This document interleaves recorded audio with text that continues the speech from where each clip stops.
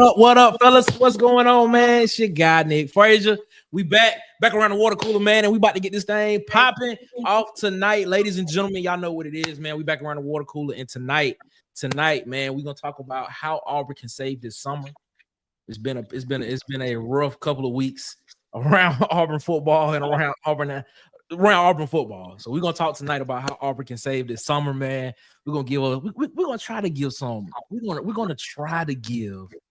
some solutions to this. Maybe the solutions to help, maybe they won't, but hey, we'll see what happens, man. Y'all know what's coming up next, man. Water Cooler Talk Sports coming up next in your ear. I ain't said that in a long time, man. But bring us boys and girls of all ages. You're tuned into the Water Cooler Talk podcast, the biggest podcast in the world. Yeah. You are now tuned in to Water Cooler Talks, covering everything you love about college football, especially everything going down in the SEC Conference. So, if you love college football, you need to lock in. And now, your hosts, Nick Frazier and Marcus Fitzpatrick.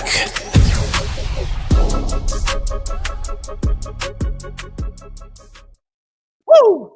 I know what it is, man. We back around the water cooler as always, man. We appreciate y'all so much for rocking with us here, man. My name is Nick Frazier, one half of the Water Cooler Talk podcast, as you know. And the other man, you can kind of see him. You can see him. You can hear him. Tell him who you are, boss man.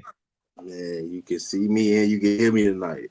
Marcus Fitzpatrick, let's go. Let's get it. That's what I'm talking about, man. We appreciate y'all so much for rocking with us here around the water cooler as always. And of course, we got our guy around the water cooler with us as always, the man, the myth, the fan favorite.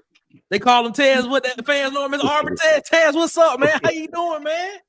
Pretty good, man. How you doing, man? How y'all doing? I'm doing great, man. Doing great, man. Cannot complain at all. Cannot complain. We are doing great in this thing. Hope you are doing great, and we hope everybody that's watching right now that's doing great. We actually are live on Facebook. We are live on YouTube. And for the first time ever, we are live on Twitter. So shout out to everybody that's gonna be watching us on Twitter. We appreciate that, man. So we hope y'all, if y'all in Twitter, y'all should be able to type in. Y'all should be able to comment. Hopefully, if not, come on over to the YouTube channel and type in the chat on the YouTube channel, man, because we like to have a good time over here and we like to involve the chat.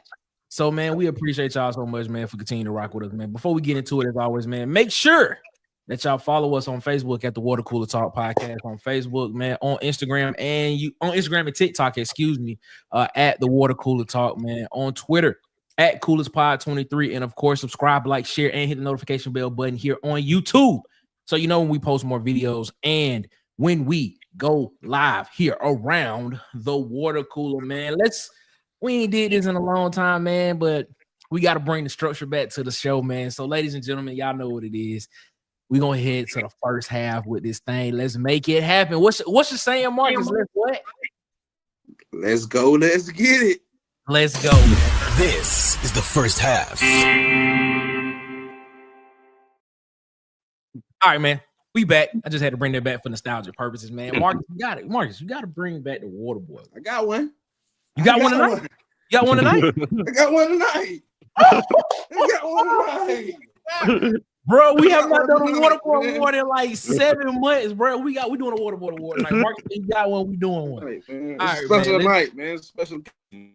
Let's get into this thing, man. Let's get into this thing, man. Okay, he got a water boy award. We're gonna do a water boy award tonight, man. We appreciate it, man. Before we get into it, take a look in the chat, man, and see what's going on with everybody, man. We appreciate y'all so much, man. The Huggy Beard himself, the legend of Sweet Sugar Bear Williams, is in this thing. What up, Huggy, man? And the quote of the day from JT. JT, what's up, my guy? Hope everything is going well, man. We getting close to football season. We getting close to it, man. JT said, make sure they keep all their players following the rules. Mm-hmm. Shout out to JT for that quote. He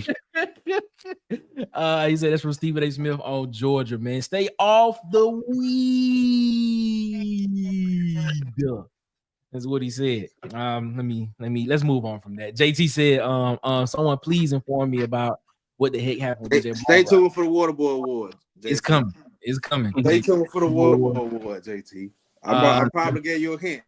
The Huggy Beard himself is in the chat. What up, Huggy, man? We appreciate you so much, man. Everybody speaking to everybody. He said, what's up, Marcus, Tez, and Nick? He said, what's going on? I hope everything is good. Oh, Huggy said, by the way, Nick, I've got a quarter of the second verse done on my intro. Okay. All right. I'm thinking about spitting it in the live, but I wrote it for this show. Hey, Huggy, telling you, man. I'm telling you, Huggy. I want you to do it. Huggy, drop it. And when the next time you go live, if it's ready, I want you to drop it. I want you to drop it because I heard the first one. Nobody else heard the first one. I heard the first. Okay. All right. So I want you to drop it so everybody else can hear it and everything, bro. I'm just telling you. I thought it was clean. All right, man. We appreciate y'all. Like I said earlier, man. We on Facebook, YouTube, and X, Twitter. So if you over on Twitter, watching us on Twitter, and you can't get through on the comment, you can come over to our YouTube channel, Water Cooler Talk Sports, and you can chat with us there on the YouTube side as well, man. But let's get into this conversation tonight, man, because this should be a good one. This should be a good conversation tonight, man. So as you can tell from the thumbnail and from the title, man, moves Auburn must make to save the summer. As y'all know, man, this has been a very, very rough past couple of weeks for Auburn football when it comes to recruiting, when it just comes to, just overall messaging, when it comes to now what some people may call institutional control and things and stuff like that. But the biggest story that has been going on for the past couple of weeks has been the attrition of highly touted recruits who have been committed to Auburn for a long period of time, for months, even years, even over years at a time, over a year at a time as well. And then it just seemed like all of a sudden it just started dwindling down, and then now we're at the precipice of now. Excuse me, I'm sorry. Of seeing a recruiting class that is ranked in the 80s, a high 80s, low 70s is what we see a recruiting class ranked at this time of year. A lot of people feel like if Auburn has a great season, if you've watched the show at any point in time in the past, I think Auburn is a 10-win team this year, just based off of the roster and the talent and the way that the roster is set up. A lot of people feel that if Auburn has a great season this year, that should rectify or curtail what we are seeing in recruiting so far. But Auburn still has a chance here, man, because we are still early in January. SEC Media Day is the next week. Fall camp starts, I think, like the second week of October or something like that. So Auburn still has about a good 4 or 5 week window period here to kind of, make some stuff happen, to kind of have the narrative saved to where we can kind of end this on a high note going into a season where a lot of people expect Auburn to be very competitive this year. So, you look at the commitment of Peyton Falzone, quarterback, flipped, by the way, from Penn State. You look at commitment of an offensive tackle we had, a defensive lineman we had. Then we got a commitment from a long snapper as well, which is dope. And the commitment of a tight end, Kentrell White, got a commitment from him. And then just yesterday, a commitment from one of the highly touted linebackers in this class, 3-star guy. I don't know how to pronounce. I'm not gonna try to pronounce his last name. But is it Bali? How you say it? Balialogo? No, I just call him Adam. I just call him Adam. I don't want to mess with his last name. Don't try it. Don't even try. I apologize for even trying, my guy. I apologize for even trying. I'll wait till one of the broadcast guys says it. Yeah, exactly. That part. So we're gonna say this right here, man. I want to know what y'all think, man. What are the moves that Auburn needs to make? Let's keep it simple. 2 moves in this 5-week period between now and the beginning of fall camp. What are 2 moves that you want to see Auburn make in order to see it set up for a good season, which could potentially help with recruiting moving forward? What are your thoughts on that? Well, let's start with Marcus. I'm gonna start with Marcus, see what Marcus got. What are 2 moves? You can just give us one if you got one on top of your mind. If you want to give us 2, you can give us 2, but at max 2.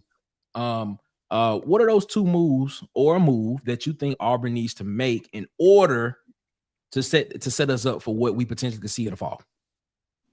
Spin. Okay. As you see with the NIL collective and a lot of stuff that's going on right now, people want to get paid. People out here chasing bucks right now. So for us to make the moves that we need to make this off season right now in this dead period, got to spin, man. Okay. All right. So you saying spend? So you saying we need to spend money on recruiting to get the momentum going for people to be excited about what potentially could happen this fall in 2025? Yeah, in the dead period when you can't put no film and tape on the field, you got to spin at this point. That's the nature. I feel like college football is going in, so you got to spin it. Spin it, man. So Marcus is going, man. We need to open up the purse. And we need to checkbook, man. See what these other universities are doing. Okay. All right, Tej, your thoughts on that? What you got? I agree with Marcus. Yeah, I saw y'all think, okay, hold on. So y'all think if we can get a momentum in recruiting is basically what I'm hearing. If you get momentum in recruiting, y'all are telling me that would help us move forward in the 2025 season. That would help set the narrative moving forward for the 2025 season. Am I hearing that correctly? Nah, I think the question was what was going to help recruiting in this dead period. Yeah, you said like save the summer. I'm like, yeah, save the summer. But this summer leads into the season. So is it just recruiting? Do you want to see some messaging changes? Do you want to see, I don't know, do you want to see a player come out and be like, man, we're gonna guarantee this year? Do you want like what is it? Like, what do you want? I want to fly up under the radar. It just feels as if we just kind of just lag back chilling right now. I don't mind flying up under the radar. Okay. We don't need what's in the news right now that's hitting TMZ stuff from our players. But, I get to that later. But, we don't need that type of attention. But, yeah, I like flying up under the radars. All right, Ted. Man, I think as a recruiter, you have to make. I mean, you don't have to, but Auburn need to look like a place that you want to go. Yeah. Okay. So perception. Right. Perception is going to be key. What's done for next year, as far as putting it on the field, that's going to play itself out in fall camp on the field. There's no messaging that can fix that. The talent got to get out there and fix that themselves. But as far as the perception of Auburn, you got to recruit, man. You gotta be right about August 1st. Yeah. I mean, you have to. When I look at this, I mean, seriously, what else can they do? They should have the most money to spend of any school in the SEC on the recruiting class right now. Okay. So if you have set this whole narrative about, what's going on with August 1st, I expect August 1st, like Marcus said, open up the purse. Gotta spin it to win it, baby. Okay. All right. So basically, we're talking about this August 1st thing. Everybody know this. Well, if you don't know, this August 1st deadline that's being I guess perpetrated in the media is the time when the NIL deals they can become legally binding on paper. Basically, the offers they can start making offers on paper.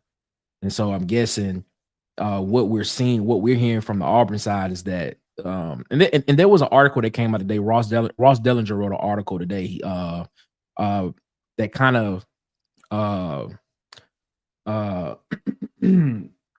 corresponded to what the messaging is out of Auburn about by that date you'll see a lot of you potentially see a lot of changes, a lot of things happening there when it comes to that. Basically, he's at Ross Dellinger for Yahoo Sports is at Big 12 Media Days, and he referenced some Big 12 guys in the article, specifically Kenny Dillingham.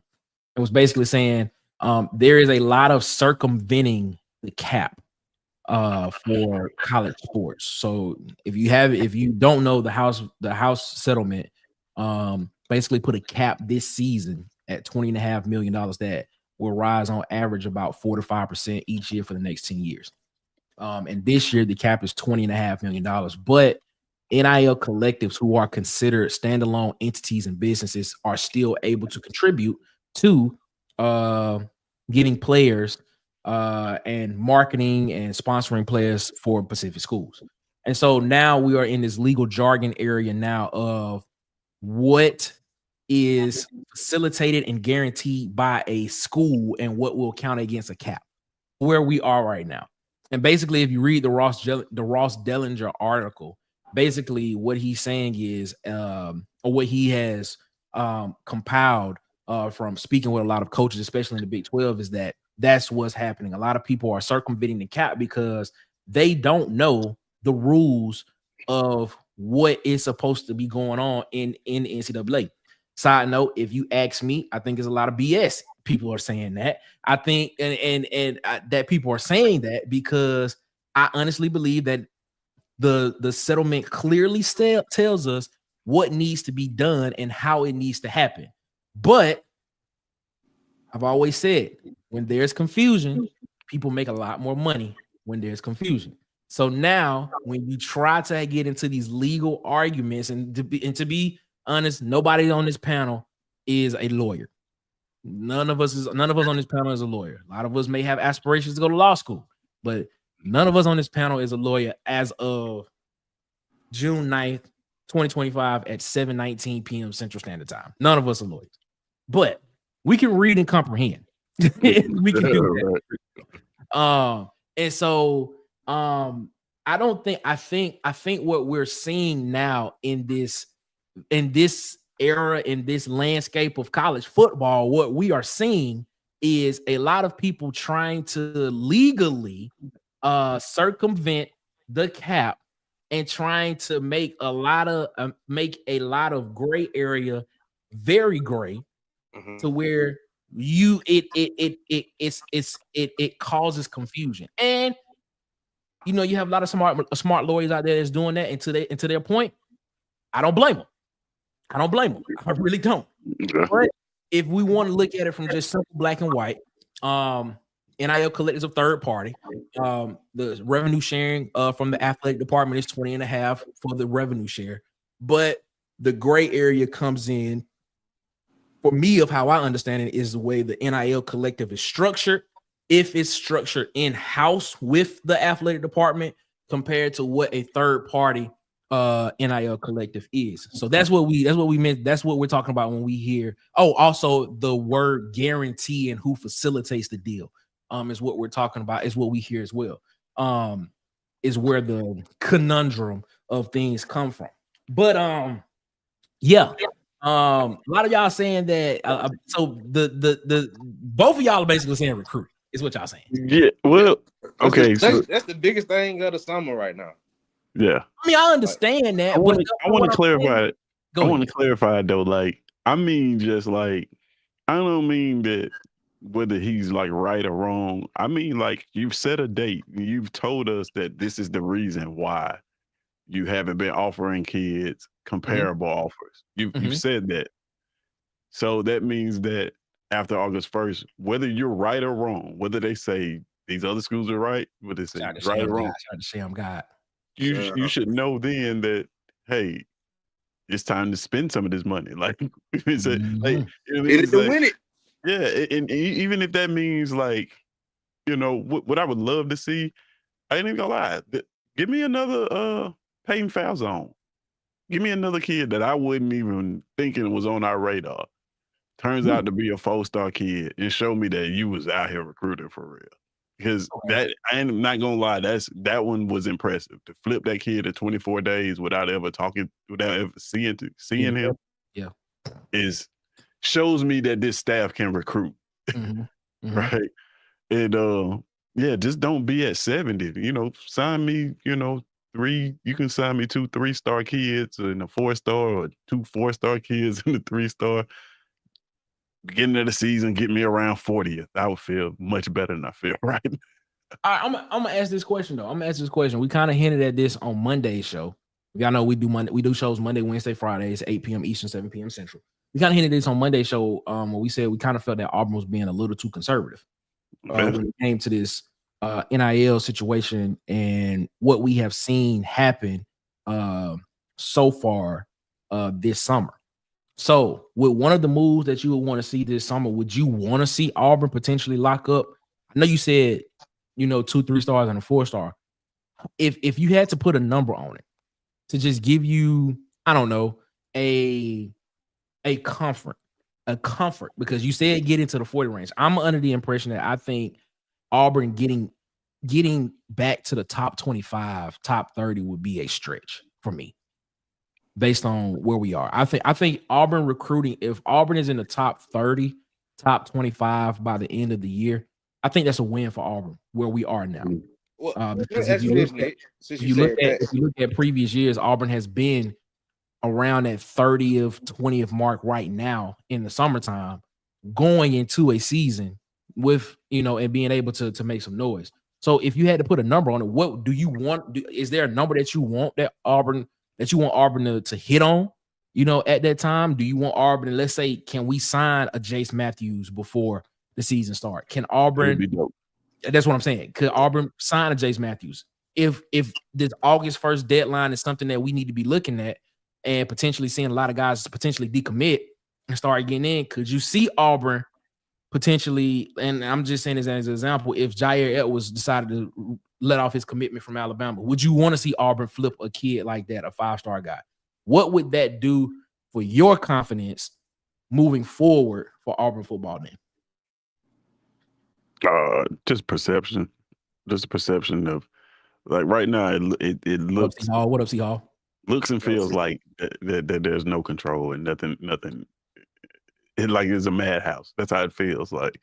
I don't think that's necessarily the case, but that's just when a series of certain events happen, that's what happens. And also on top of that, dude ain't winning, right? Yeah. Dealing with all this stuff that's going on be a whole lot better coming off a 9-win season. But I got a question for you, Nick, real quick. Go ahead. Yeah, actually. So you said like because I do agree with you. We are being very conservative. Do you think if we take advantage of the gray area like these other teams are taking advantage of it, that we could work our way back in the top 30?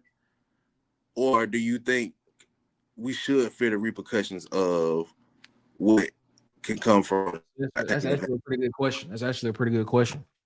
Do I think we could work our way back into the top 30 if we were using more of the gray area that a lot of teams are using?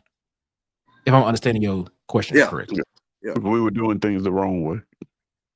Is it? But here's the question: is it the wrong way though? That's another question. That's why we call. That's why. I know you basically saying. Well, I get what you're saying. I don't know what's the right one. That's why I call it the area, because you really don't know right now. But I'm saying, should we feel the repercussions of it, or should we just go with it? Do you think that'll get us back to the top 30? I don't know, bro. I'm gonna be real with you. I don't think. I mean, where we, I can. Okay, I answer that this way. I kind of answered it before we got into that. I think even with, if Auburn, if you watch any of our shows in the past, and please go back and watch some of our shows. If you go back and watch any of our shows in the past, I've been stating since February that I think Auburn is a 10-win team this year. I've been saying that. I think Auburn is a 10-2 team this season.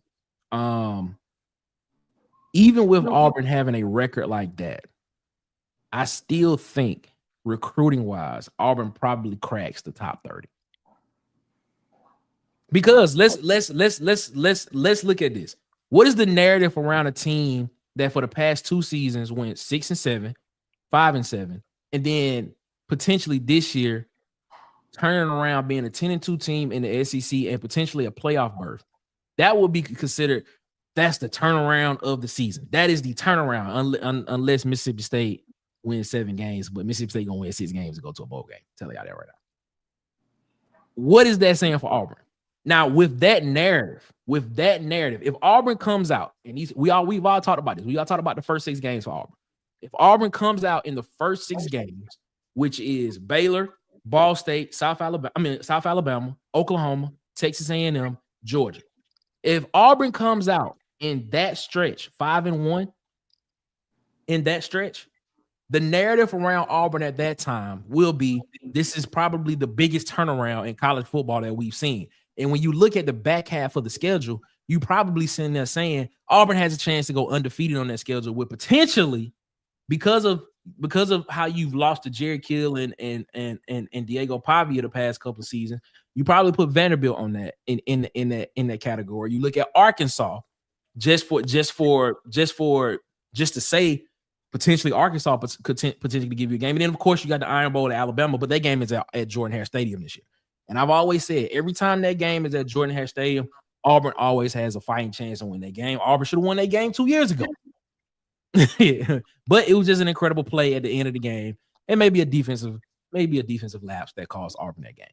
Now, if you have that narrative going around at the 6-game mark if Auburn's 5-1 at that 6-game mark, you got that narrative going around, and you look at the back half of the schedule, and you looking at Auburn's roster, and you saying this roster right here compared to the rest of what we have on the back half of the schedule should beat the rest of this team. If that's the case, if Auburn was like 49th, if they were 50th, somewhere between 45 and 50th in recruiting right now, I would have no problem saying that Auburn would potentially end up being a top 15, at best, could probably get back to the top 10. But because you were so far down the list, bro, and a lot of these guys are getting snatched up by these schools, and they're sticking to their recruitment.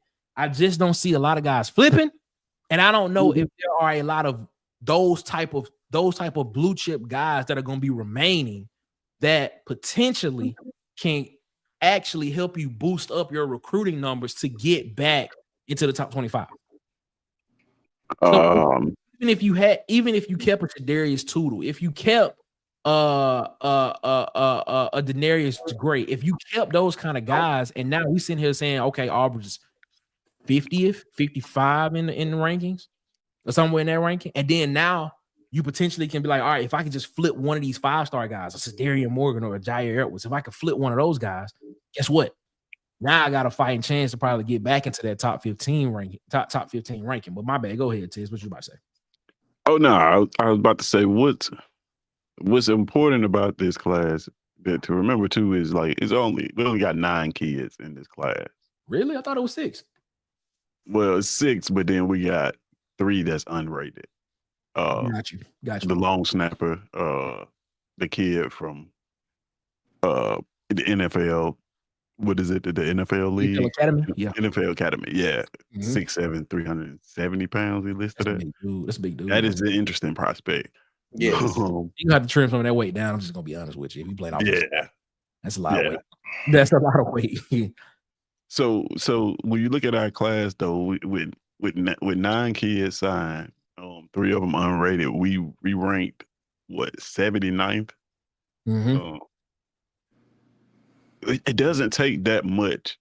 The reason why I think we can get back into the top 25 because it doesn't take that much to get into that. Like,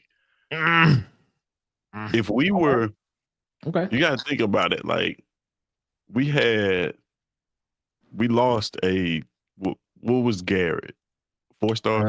Yeah, Michael Garrett. Garrett 4-star, Tootle 4-star, Denarius Gray 4-star, White 4-star. Right. What's up, Big Nasty? What up, Big Nasty? What up? Retaining those, where do you think our class would be ranked? We would retaining all 4 of those guys, not losing nobody. I think where were we ranked at the time when that happened? I think we were ranked 17th or. Yeah, I just been saying like 17, 18. We ranked like 17. We ranked like 17. We was somewhere between 13 and 17 at the time. And so if you have those and then you add a foul zone to that, That probably top 10 class.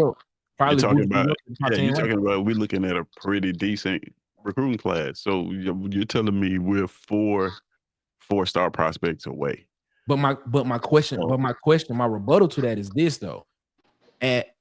the time of when you get to November, you're seeing a lot of these blue chip type guys being committed or signing with other schools.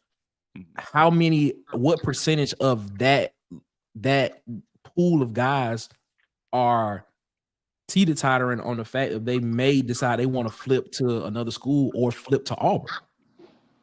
So yeah, I get that it's a scarcity because of, you know, a lot of the big guys, the big time names now, they want to get off the board early. True. So you see that. But like when I look at the recruiting board, you got just a random team. Illinois is ranked 21 in recruiting. Mm-hmm. They have 4 4-stars and 18 3-star kids signed, 22 kids. Mm-hmm. With 9 kids signed, there's no way we gonna compete with that. You know what I'm saying? Once we get closer to those numbers, once we sign more kids in this class, which I think we will, Yeah. you know what I mean, and we start to fill up this class, we're gonna start moving up this board, and it may not be the fireworks from the last 2 classes, but I don't think we're gonna end up outside of the top 30 or even outside of the top 25. Yeah, I was just gonna say, I think if you're correct about us going 10-2, that makes us a playoff team. That makes us relevant. I think we can get at least 1 or 2 flips becoming a playoff. All right, but I ask you this question: Are those flips? I'm gonna ask this question, and we're gonna go to halftime. We're gonna continue some conversation on the other side of halftime.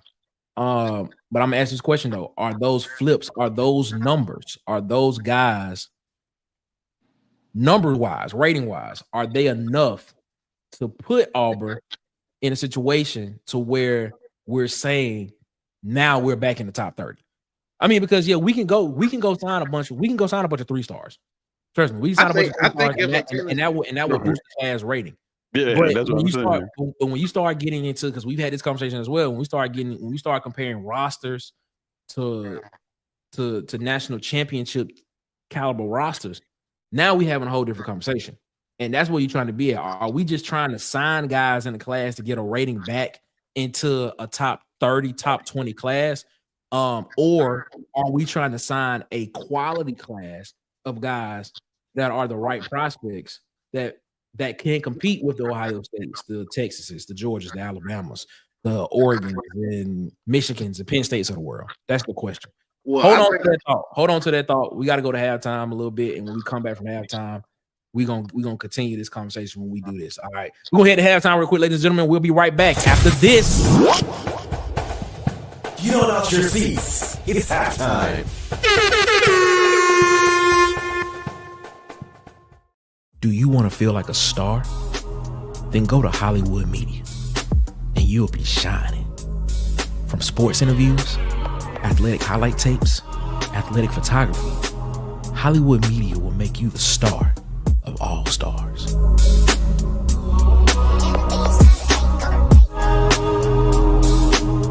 Feel like a star on the most important days of your life, from college graduation to saying I do to your forever person.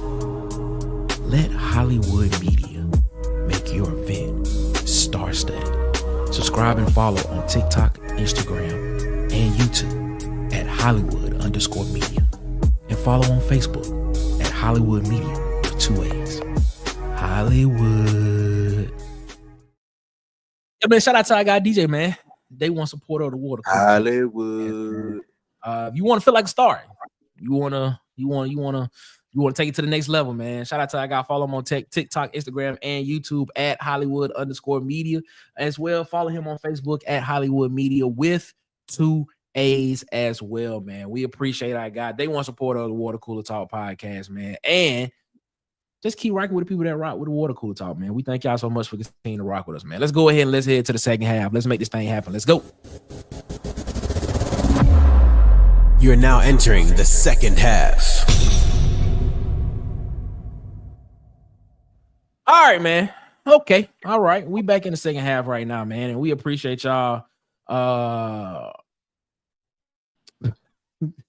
We appreciate y'all rocking with us here as always, man. Terrell in the chat, he's saying, man, if he can coach, it doesn't matter the talent. He can coach 2 more stars on the players. I feel you, man. All right, we're gonna see what happens. We're gonna see what happens, man.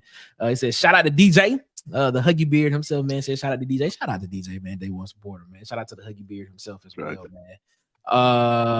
Sharp said, shout out to Sharpshooter Sports Talk, man. I got off the phone with him earlier today. He gave me some tips.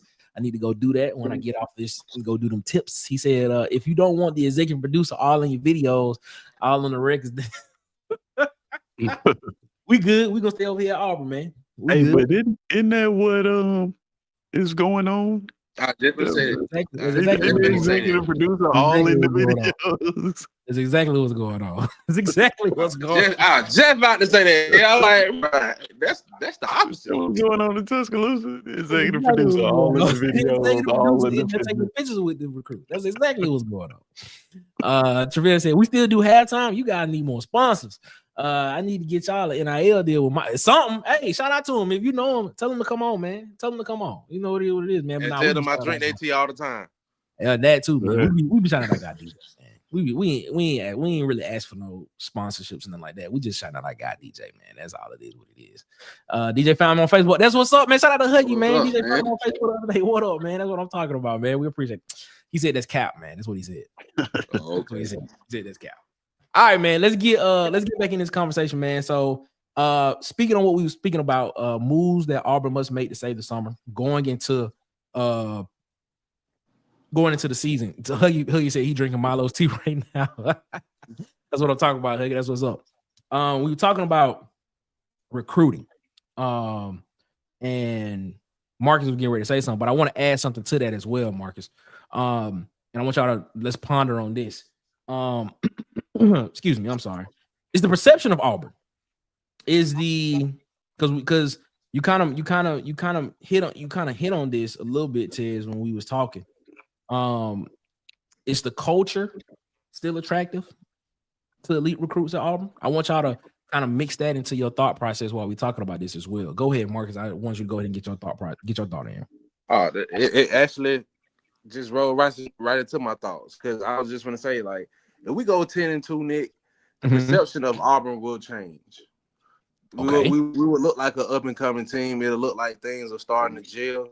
And that, to me, would make the elite recruits in the checkbook start, flipping a little bit. Okay. It's just I think a lot of recruits, like Ted said, if we were coming off a 9-win season, I don't think we lose a lot of these recruits. But the fact that we're a losing team right now, it's really not attractive outside of the checkbook. Nothing's really attracting you to Auburn right now outside of the money. Okay. All right. So Marcus is saying that. So from what I'm understanding right now, you saying the culture has the light in the culture on Auburn has dimmed a bit, a lot, or medium. I wouldn't say it's a culture problem, because you see like the young talent excited to go out there and play. But I would say that, like Ted said earlier, the perception of Auburn, we look like a losing school to a lot of teams. We look bottom tier. We are a losing school. I'm saying we are. We look bottom tier to SEC. We are bottom tier the SEC. We are bottom tier the SEC. Facts are facts. Yeah, we are bottom tier of the SEC, man. I think. So all that makes sense. Yeah. Ted, what you thinking, man? What's your thought on this? What you got to add to the conversation on this? Man, it's weird, bro. Like I thought about this. It's weird with the way recruiting is now, and you look at the time frame of recruiting. We gotta remember that the 2025 class hasn't taken a snap. Exactly, that part. You know what I mean? Mm-hmm. But it feels like we already know the results from that class, and we moved on to a class that's not even gonna play until next year. But because of how recruiting is now, you get signing day in December. Yep. You turn around and get the portal, and then you turn around and get high school recruiting for the next year started again, and commits are signing early in the summer. So it just feels like all of the recruiting is just like smashed in together. I mean, I think the culture at Auburn is alive and well because it was alive and well when we signed the top porter class just in January. It's like, so in 6 months, where did it go? And we hadn't played a game. Like, you know what I mean? It just, it's unexplainable, but yeah, I don't think that the culture just fell off. Now, if you were telling me that we had the culture fell off after we had this recruiting class and we lost another 5-6 games and immediately after that, you know, or we don't get that portal class, or we don't sign those commits in December, because by December, we got to remember when that class from last year signed their name on the dotted line, last year's season had happened in its entirety. 5-win football team. They saw the results already on the field. It wasn't like this is what you got from Auburn right here, 5 wins. So I don't know if I can just specifically say it's the culture because we hadn't played a game. Okay, all right. To that point, I'm gonna ask you this. To that point, are we misjudging our frustrations? Like, are we misjudging our frustrations at what we're seeing? Should this be at recruiting, or should this be more towards administration? Like, should our frustrations be more towards the administration, or should this be more towards the coaching staff and what the perception is of what's not happening, but what's being told us is that they're working very hard in recruiting? So is it an administrative thing that we need to be sitting here saying we need to have a conversation about, or should we be upset at the coaches for not being able to close the deal? I really want to understand which way we should as fans, because as fans we sit back and we sit back and we see everything apparently that's wrong and stuff like that, and we talk about it. But which way should the frustrations be? Or are they both, or should they both get equal? Like, I'm not gonna say equal, but a mix of the blame. Which one, man? Help me figure this out. Because I've always stated that the play on the field has always been different from what we've seen in the offseason. And we've always won the offseason. The offseason has always felt good because we've always won it on the recruiting battles, on the recruiting board, and it has given us hope of what we potentially could see in upcoming years for Auburn. This is probably the first year. This is the first year that I can sit here and say that I feel like I feel down more about what is happening in the off season, but I actually feel better about the season because of what's on the roster, because this is probably one of the best rosters we've probably had in 5 years. Yeah. So I mean, it's opposite this year for me. But like, when is it gonna be both? Like, when are we gonna be able to be like, man, we had a great season next year, man. We got the roster coming back next year. We gotta figure out what that's gonna be. And guess what? We about to sign another top 10 class in the portal. So I asked the question, like, what is it? Are we is our frustration misplaced at the wrong people, at the right people, or should it be somewhere in between both? Just help a brother out. Help a brother. Man, I don't know. I think your frustration for what's happening on the field should fall on the coaches, on the head shoulders of the head coach. Okay. Your frustrations behind what's happening in this recruiting and why it feels like this right now, I think that falls on the AD. Okay. I think that falls squarely. I think what you have here is a person who thinks he's the smartest person in the room. And he's willing to bet his future at Auburn University on it, right? And everybody else, and put everybody else's future in limbo with him. Like, he thinks he's right about this. And hey, if he is, he will be able to get any GM job in America. That part. But if he's wrong, fortunately, the fan base, we the ones that got to deal with it, you know. But I'm gonna ask you this: Do you think, Marcus? Go ahead. You got something you want to add to it before I ask this question? I was saying, like, I'm not really, like, I agree with Tez wholeheartedly for the place of the blame, but right now I'm not really frustrated.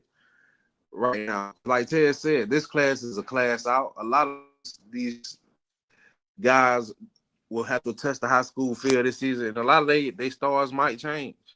So I'm not really frustrated yet because I want to see what we produce on the field. What we produce on the field will dictate a lot for me this offseason. And I think a lot of recruits feel the same. Right now, I feel like a lot of recruits are just chasing the bag. It's bag season. Of course, yeah. I agree with you there. So, go ahead. I'm sorry. I'm just saying, so like I feel like once they see the product matches up with the bag, a lot of kids gonna change their tone. I don't know about that part. But here's where the last part you just said I don't know about. Here's why I'm concerned. All right. We as a fan base, we are so focused on this season because there potentially could be a lot of dominoes that fall at the end of the season if things don't go well. right. So let's look at this from both perspectives. Okay. If things don't go well this year, we potentially could be looking for another coach, which a lot of people feel as if that could potentially set us back another 2 to 3 years. Because even though there seems to be a coach in waiting, I don't know that for sure, but from what we have seen and things and stuff this offseason and things and stuff like that, there seems to be a coach in waiting. But who's to say that he will be able to keep that roster intact and keep everybody satisfied around Auburn? Who's to say those guys will want to play for him? I mean, I think it'll probably be easy on the defense side of the ball, but what about the offensive side of the ball? Offensive side of the ball, guys that got to go score. There are a lot of dominoes that fall at the season. So I understand why a lot of people are so singular focused on this season and making this season the season of trying to be the best. But to that point, as though I agree with that, we talk about how this roster right here won't see the field until potentially the 26-27 season. They'll be freshmen in 26, but would they play in 26? Do we see any guys that potentially can get playing time in 26? Possibly not. They may start seeing these guys start get their impact in the 27 season. So I say that because when we're recruiting for basically a year out almost for the class that we got. So the 26 class is basically the class that's going to be on the field starting 27. So if we miss in this class, we count forward 2 years and we look at it as like, if that season goes bad, we have to go back and look at the 26 class or some of the 25 class and the 26 class and be like, where did we mess up at? Because you also have to look at it as like, and let's use this particular roster for example. Let's use the offensive side of the ball. Potentially, this whole offensive line will be gone after this season. Probably. You potentially going to lose Eric Singleton at the end of this season. You potentially lose Jackson Arnold at the end of the season if Jackson Arnold has a Heisman Trophy-esque year. I think he will have that type of year, and I think he potentially could end up in New York. I think he can. It's just too much talent in that wide receiver room for him not to be able to throw 3,600 yards this year. So when you look at this and you look at what the attrition rate is on the offensive side of the ball, and then you look at the previous classes of what we've done on the offensive line, what we've done in the quarterback room, because yes, Deuce Knight is the guy who we all think is the guy next year, but guess what? Ashton Daniels is gone after this year. If Jackson Arnold has a good year, he's gone. You got Peyton Falzone coming in this season. You only got two scholarship quarterbacks on the roster next year. Then you look at the receiving room.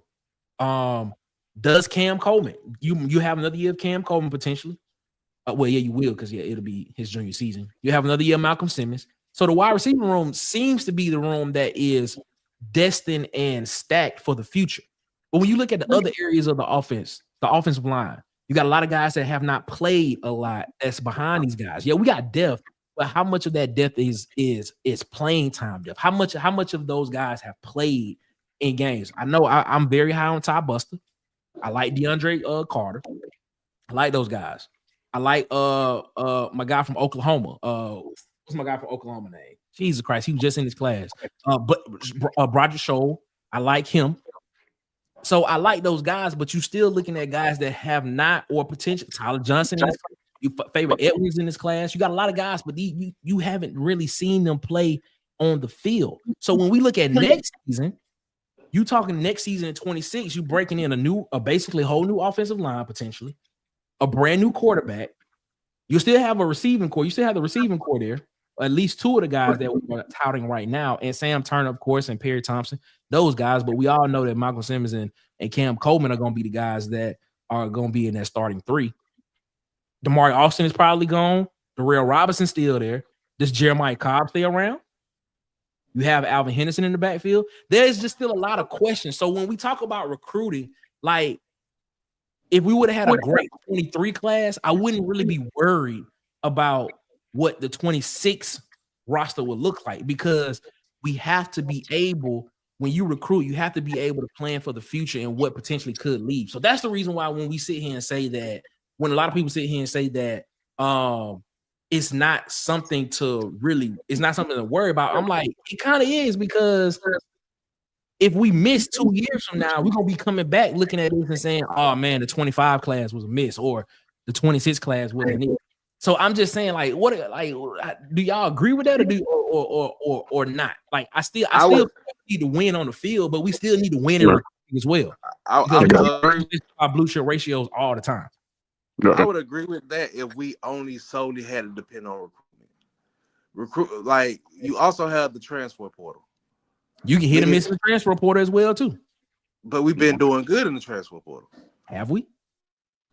That's an honest question. Have we been doing good in the transfer portal these past 2 years? I mean, we did pretty decent. Actually. Yeah, that's what we did pretty decent. We got to see what they put on the field. The two NFL players right now in the last draft came from the transfer portal. You're right. We got the top quarterback. No. I'm talking about Eric Singles hasn't played it down for Auburn yet. Now we projecting what he did at Georgia Tech, what he gonna do at Auburn. I don't think nobody's disagreeing with that. But I'm saying, even in this system at Auburn, like, we still have to be objective about it. Does he still produce the way that he produced? I think we still does, but you just have to ask the question. Yeah, it's a fair question. You know what I'm saying? But I mean, when we look at the transfer portal from what's the name, every guy that we talked about has been on the defensive side of the ball. Yeah, but we got a head coach as an offensive guy. Well, it's a little bit different because. What up, kiddo? What up, bro? How you feeling, my boy? Yeah, one of the reasons it's a little bit different is because on defense, well, on offense, you got 5 positions that's not going to rotate. Okay. You know what I'm saying? You have 5 people on offense that's more than likely going to play every single snap. On defense, every single position you can rotate guys in. So, Auburn Dad, what's up, Auburn Dad? Hope you feeling all right, my guy. Good to see you, man. Welcome back, my guy. But go ahead, Tiz. My bad. It makes sense. It makes sense why you would see like more guys on defense out of the portal as far as doing well, and it's probably easier to put together a good defensive class because you can stack almost every position on the field and sell playing time still. But on offense, the only positions that you have is running back, receiver, and quarterback is not going to change. So even that makes 6. So that makes 6 people on offense that aren't going to move. They're going to be out there every single snap, guaranteed. Offense, you're talking about the offensive line in the quarterback position. In the quarterback, right? Okay. And you only really rotating receivers and running backs. Maybe tight ends, but if you find a good tight end, he don't come out the game much. True. So, Marcus, your thoughts?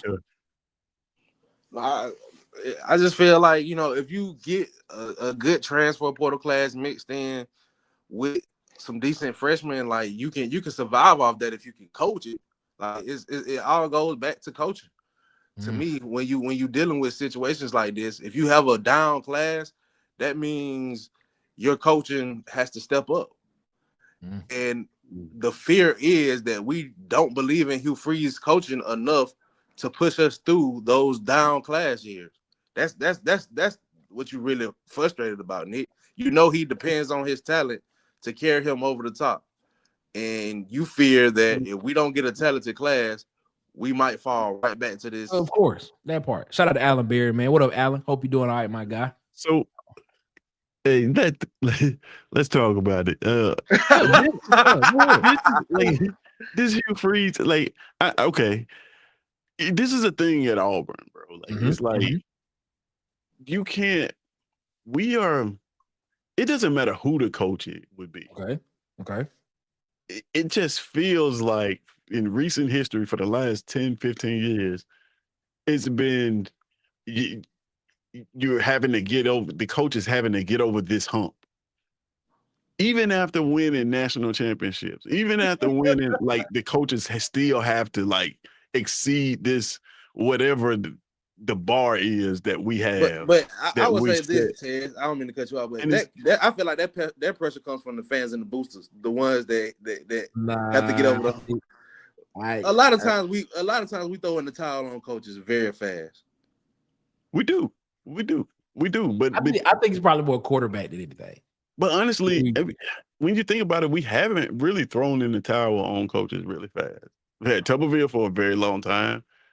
We replaced him with of course, there was G. who had a quick tenure, who was very fast. Tenure, but then we had Gus for a very long time. Yeah, Gus was there for a while. I think the only coach you can probably say that didn't get a fair shot, and I don't even know if it was a fair shot from. I think the fan base was potentially ready to give him a fair shot, but the more and more the further and further he's away from Auburn, I think the more and more stuff is gonna come out about that. But from what we know, just from the recent part, I will say Brian Harsin probably didn't get the benefit of the doubt at all at Auburn. Just gonna be honest. However y'all feel about that, I'll say that. But go ahead. I mean, it's tough, bro. It's tough when you get like right now. If they were to get rid of Hugh Freeze and we hire everybody's dream coach, I don't know who that is, but take a poll all the Auburn fans and whoever the dream coach is. Marcus Freeman. Okay, well, pick him. That's just me. That's me. That's just me. That's who I would love to see. Pick him. If he comes out 6 games in his first year, our fan base is gonna go nuts. We're not gonna give him the benefit of the doubt. We gonna start comparing him to Gus. We're gonna start comparing him to all the coaches are past. We're not gonna give him the benefit of the doubt at all. We don't give coaches the time of day. I said that was my point. I said we don't get us and the boosters don't give coaches the time of day. Yeah, it's like, come on, man. Like, and I'm not saying this happening here. Like, I'm not trying to, Hugh Freeze has to be better, of course. Oh yeah. But man, like this notion that we always point to coaching. It's got to be at some point. It got to turn into culture, because how many times we gonna pick coaches and say the same thing? We just bad at picking coaches, or are we bad at micromanaging? Which one? Like, come on, man. Is it picking coaches or micromanaging? Which one do you think it is? I think it's a little bit of both. Okay. Yeah, I think the people that pick coaches don't know anything about football. That's a good point. That's a good, because we don't really make prestigious hires at coaches at the coaching position at Auburn. Who was the last prestigious hire Auburn made, or has Auburn ever had a prestigious hire at head coach? The most prestigious hire that Auburn has made in all of my watching Auburn is probably Will Muschamp at defensive coordinator. Yeah. I agree with you on that one. I like that one. It is. No, I mean he being real. That's probably the best one, because he was at Florida after that, or he was at South Carolina. He was at South Carolina. I think he went to South Carolina after that. When you talking about with Gus? You talking about when he came back with Gus? Yeah. I think he went to South Carolina after that. Yeah, that's actually a good point, Tez. That's probably the most that was a good one, we've had, and it was a coordinator position. I'm trying to think on the offense side of the ball Would you say Tony Franklin at that time because of what he was doing on the offensive side of the ball? It just didn't work out at Auburn, but had it, he would have been because I mean that's what you see in football now. Tony Franklin's system is all over football. Yeah, I mean, you wouldn't sit here and say Pat Dye. You know, Auburn hired Pat Dye. Pat Dye kind of played himself into that. You know what I'm saying? Yeah. You know, would you say Terry Bowden? Would you say Terry Bowden? Would he have been one of those guys? Would he consider to have been in the 90s? Would he have been a prestigious hire? That's close. That's a close name. Yes, from the name. Yeah. Yes, for name recognition. Yeah, it's close. That's an interesting. That's kind of been our story, though. You know, like that's Auburn football in a nutshell. Auburn athletics. It's how we ended up with Under Armour. Like we y'all gonna stop hating on Under Armour, bro. No, not hating on them. I'm just saying like they were a small company when we, you know what I mean? We gave them an opportunity. Yeah. Us and Notre Dame were the two first to give them opportunity. So Maryland was one of them too. I think was one of them? Kevin Plank he went to Maryland actually. Yeah. So like it's Auburn culture. We'll give you an opportunity. If you've shown that you look like you can coach football, we'll give you an opportunity. Yeah. Huggy said, "Nah, it's both. The biggest problem is folks running AU. I think times have passed them by." Hey, Huggy said something there. You know what I'm saying? Huggy said something right there. So I know what it is, man. We're gonna have to, unless y'all got anything else on this conversation right here, man. We're gonna get out of here. What y'all got? Any final words on this particular conversation before we get to the Water Boy Award from Marcus? No, I don't. You ain't got nothing? Marcus, you got something? Nah, I'm good. All right. Well, ladies and gentlemen, that's the game. That's the show right there, man. But it ain't over with. It ain't over with, man, because I'm low-key kind of excited about this because we ain't did it in a long time, bro. But ladies and gentlemen, Marcus, you ready? Yes, sir. Ladies and gentlemen, it's time to give out the award that everybody loves, but the person that gets it, boy, they hate it. Give it up for the Water Boy Award. Gatorade. H2O. Water sucks. It really, really sucks. All right, man. We ain't did this in a couple of months of Sundays. But Marcus, you said you got one. So Marcus, Yes, sound like you unraveling some paper. That's what it sounded like. Nah, I was looking for my phone charger. But Okay. let's get it. Marcus, who you giving this week's Water Boy Award to? This week's award will go to our very own DJ Barber. Bro, what was you thinking, bro? All you gotta do is just chill out. The season on the way. You play. You know you're gonna get some tick this year because we need you. We need you on the linebacker. What was you thinking, bro? 2 pounds in the Glock? Come on, man. Like, come on, dog. And you TMZ, bro. Hey, you didn't even play it down for real. And you hit TMZ for the wrong reason. Come on, DJ. I was very high on you. I spoke very high of you. I used you on NCAA. Nah, I ain't gonna be able to see you no more. You finna up.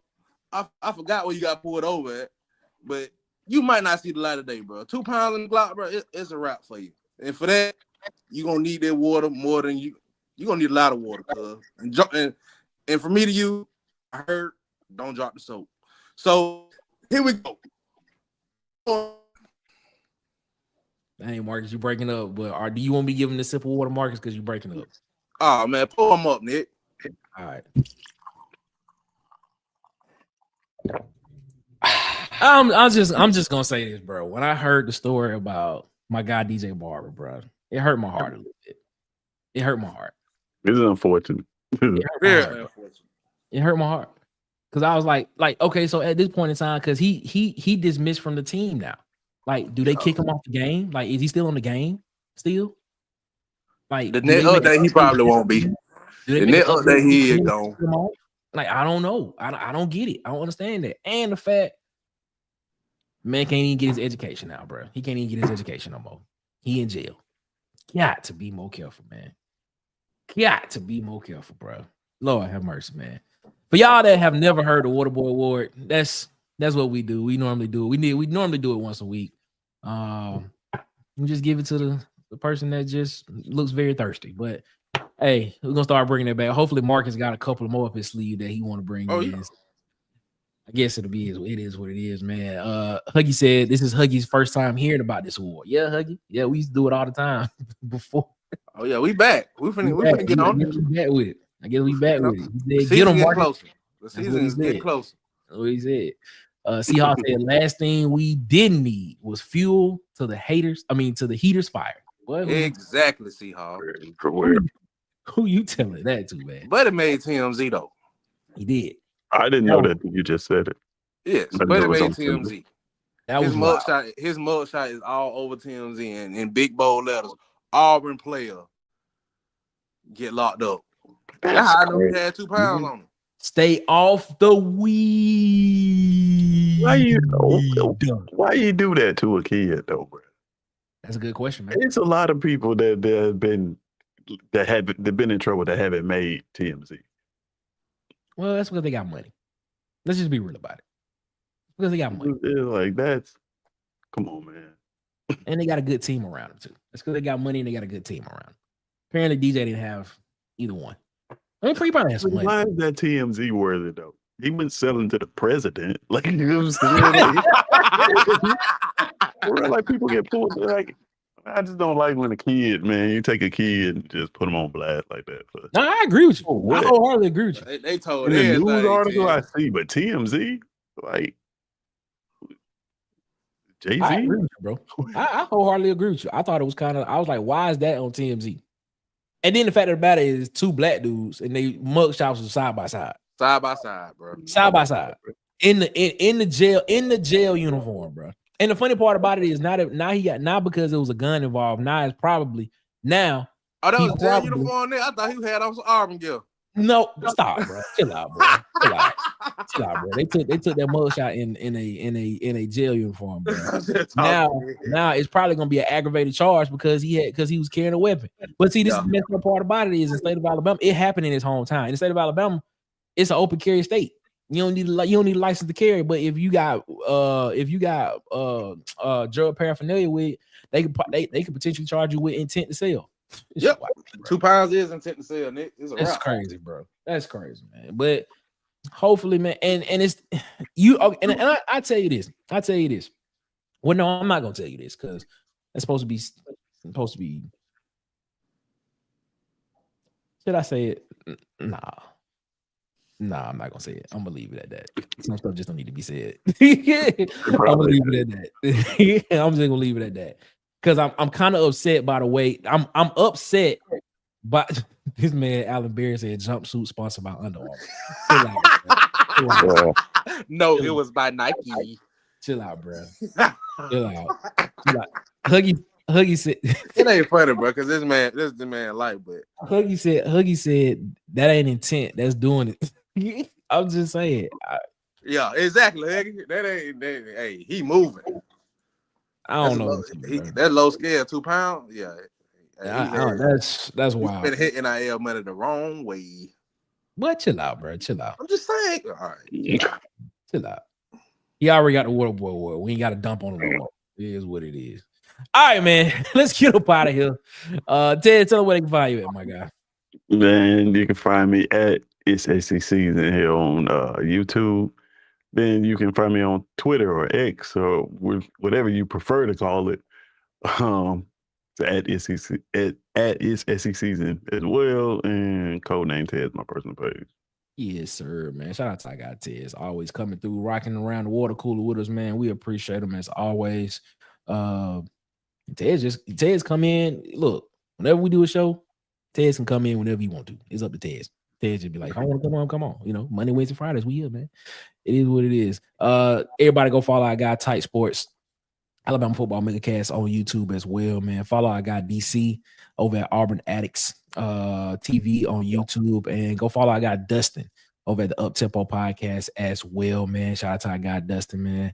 Shout out to Sharp. Be Sharp. You saw him in the chat earlier tonight. Sharpshooter Sports Talk, man. Make sure y'all go over YouTube and follow him and subscribe to them as well on YouTube, man. I got Vandy Chris over at the Golden Broom podcast. Make sure y'all go follow him over there with what they got going on themselves over there, man. Bubba and the old man, Auburn Sports Talk. Make sure y'all go follow them on YouTube as well and subscribe over there. And of course, I got the Huggy Beard himself.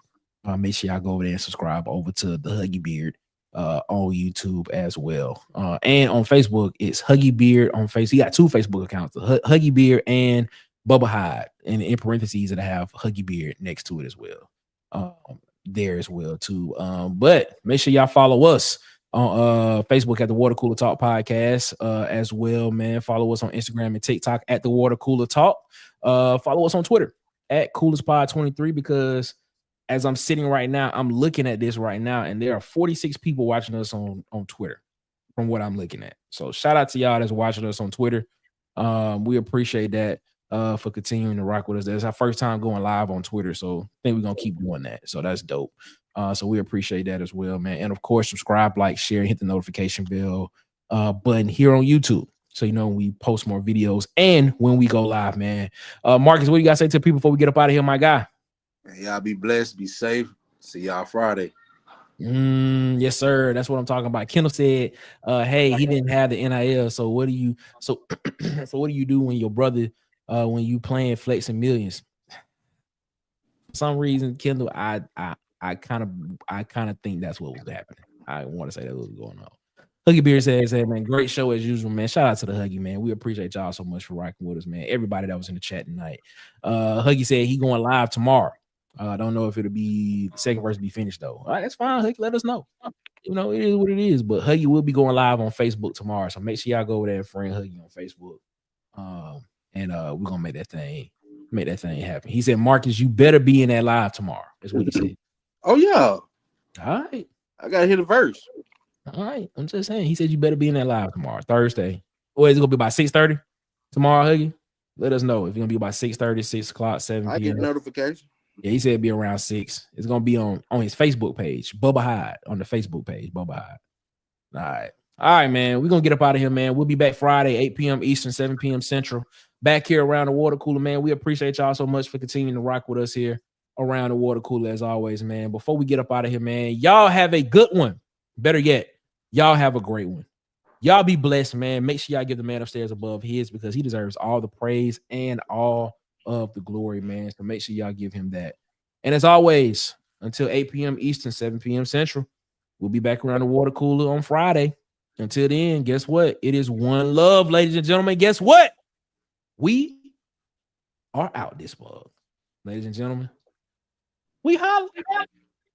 Peace. Boys and girls of all ages, you're tuned into the Water Cooler Talk Podcast, the biggest podcast in the world. Yeah.